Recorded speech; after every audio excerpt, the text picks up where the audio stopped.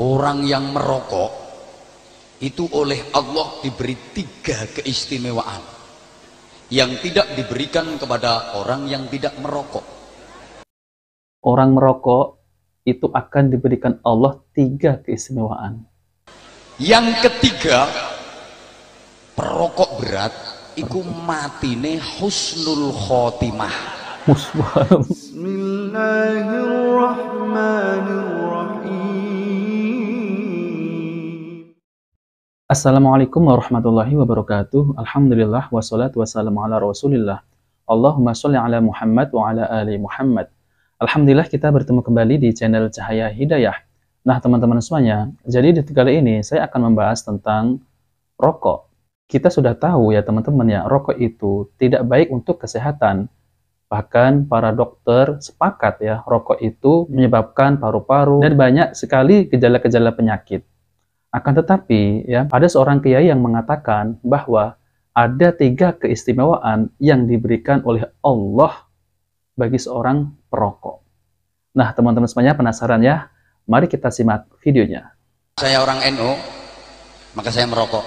Dan orang NU itu harus rokokan. Saya punya alasan.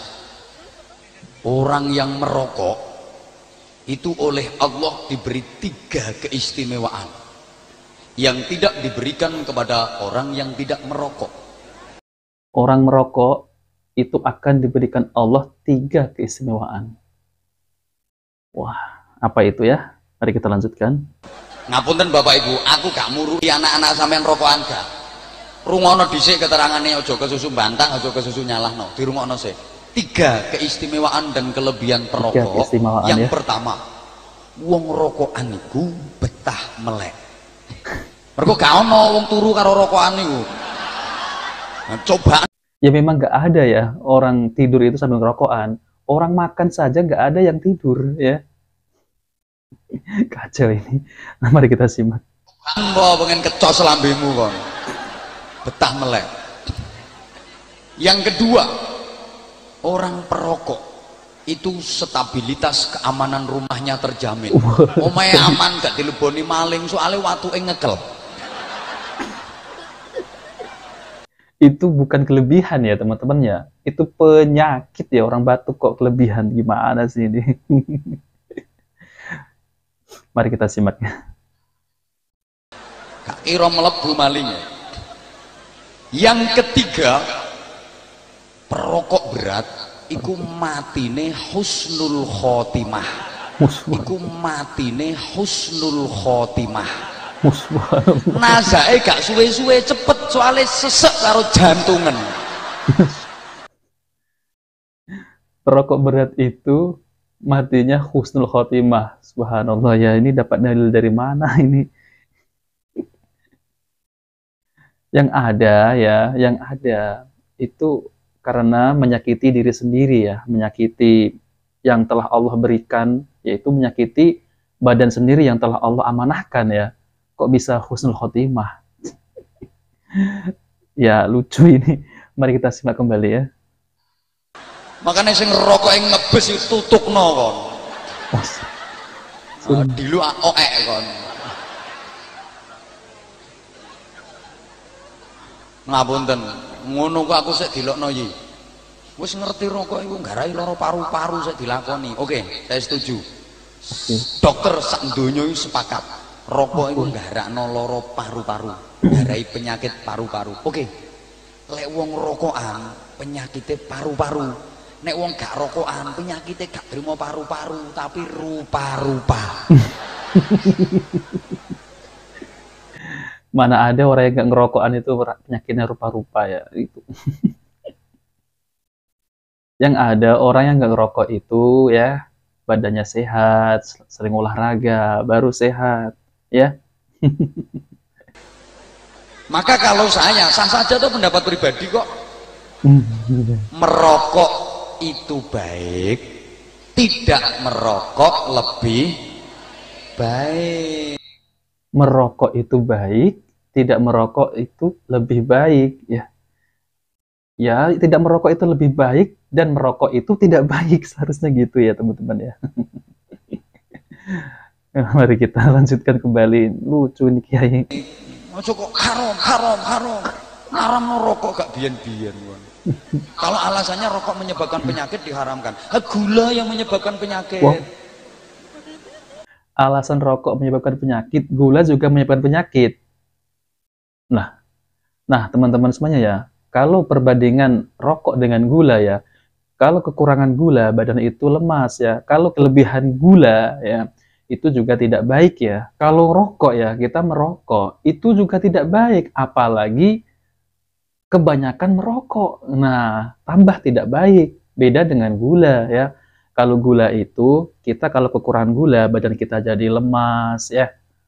Tapi kalau kebanyakan gula, nah mungkin bisa timbul penyakit-penyakit seperti diabetes ya. Jadi semua hal yang berlebihan ya, itu memang tidak baik ya. Jadi rokok itu ya tidak akan mendatangkan manfaat, ya. Bahkan tidak akan mendatangkan kebaikan oleh si perokok.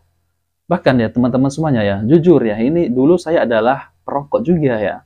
Alhamdulillah saya tahu tentang hukum merokok adalah diharamkan ya. Ada fatwa yang mengharamkan rokok. Alhamdulillah setelah itu, awalnya memang sangat sulit sekali untuk meninggalkan merokok ya. Waktu ketika itu saya meninggalkan rokok, saya ganti dengan permen, yaitu makan permen ya. Yaitu menghisap permen. Jadi sedikit-sedikit alhamdulillah sampai sekarang saya tidak merokok, dan alhamdulillah badan saya nafasnya juga nggak sakit, nggak sering sakit di bagian paru-paru ya, dan alhamdulillah ya saya sudah merasakan sendiri perbedaannya. Dahulu saya merokok dan sekarang tidak merokok ya, mungkin sudah ada 6 tahun saya meninggalkan rokok itu ya. Nah teman-teman semuanya, jadi pembahasan ini saya akan tampilkan penjelasan dari Ustadz Dr. Firanda Andirja MA Hafidhahullah Ta'ala, yaitu tentang hukum merokok. Nah, teman-teman, mari kita simak videonya. Bagaimana membantah orang yang mengatakan hukum rokok makruh, bahkan ada yang bilang sunnah? Siapa yang bilang sunnah?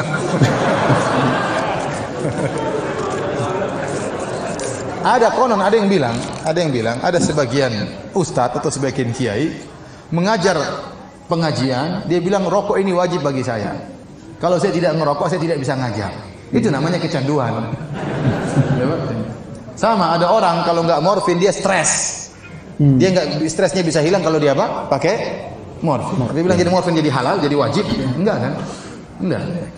Ya, rokok itu haram. Ya, saya termasuk orang yang paling terganggu dengan rokok.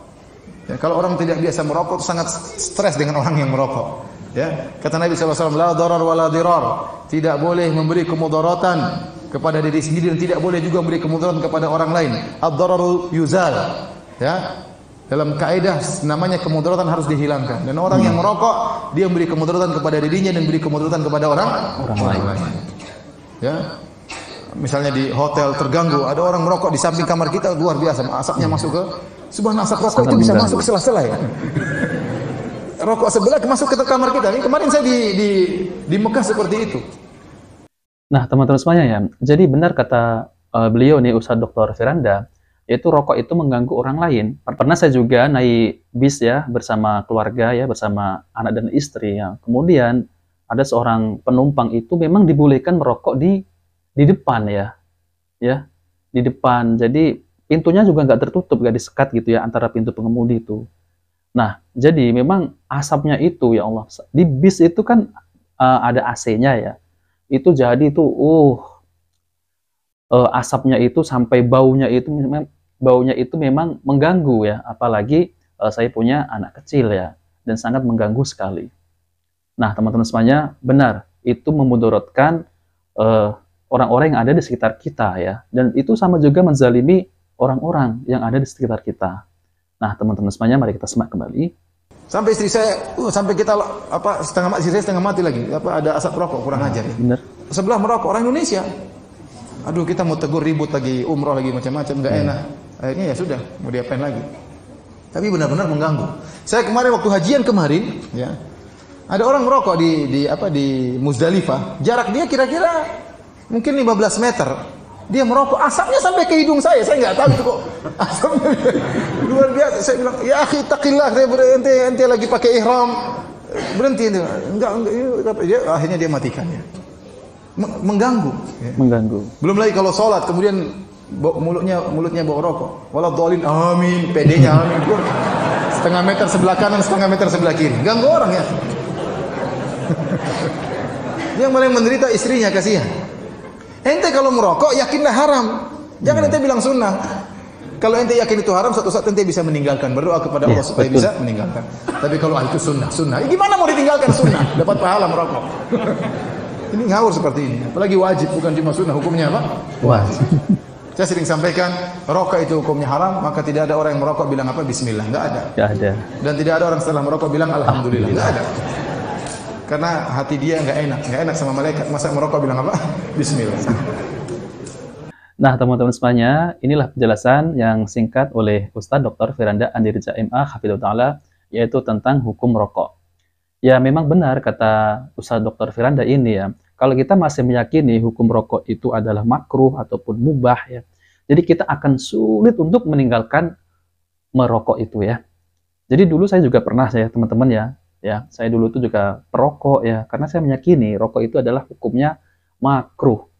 Setelah itu saya berpikir ya teman-teman ya, jadi saya merokok ini yang pertama membuang-buang uang, kemudian kita ini menyakiti diri kita sendiri ya, yaitu menzalimi diri kita sendiri, paru-paru kita ya, kemudian orang yang ada di sekeliling kita ya, jadi kena asapnya, bahkan itu lebih berbahaya ya, yang kita hisap itu asapnya itu lebih berbahaya.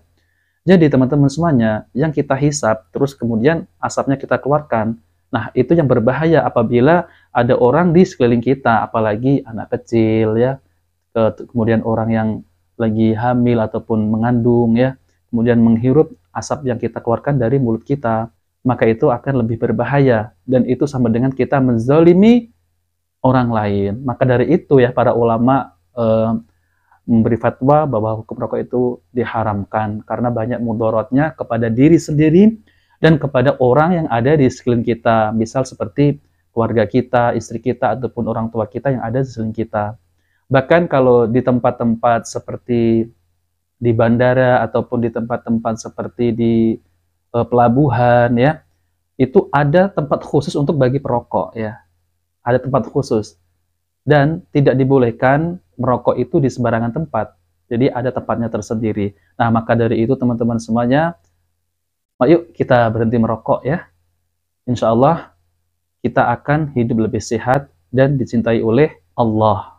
Nah, teman-teman semuanya, jika video ini bermanfaat, jangan lupa like dan subscribe di channel Cahaya Hidayah. Wabillahi taufiq wal hidayah. Wassalamualaikum warahmatullahi wabarakatuh.